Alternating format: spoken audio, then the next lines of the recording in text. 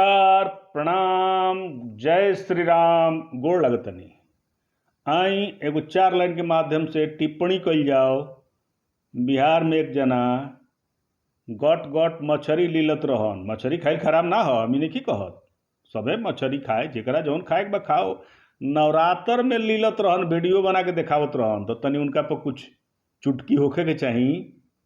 तो का बा कि मर्यादा के ताक पर रख के, मर्यादा के ताक पर रख के नवरात्र के पावन दिन में मछरी खैला, वीडियो बनैला आ मीडिया में हंगामा कैला।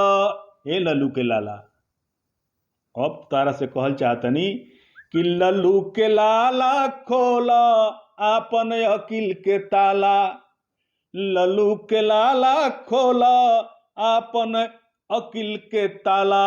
वीडियो सीडियो खूब बनावो, वीडियो सीडियो खूब बनावो। जनता के बा भारी फरमाइश, एगो फरमाइश आइल बा का कि जनता के बा भारी फरमाइश, एगो वीडियो और बनावो।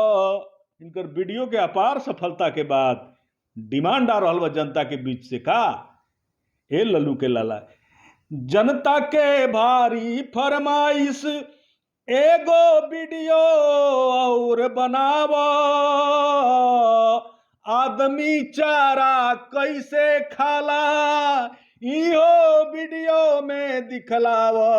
आदमी चारा कैसे खाला इहो वीडियो में दिखलावो। ए लल्लू के लाला,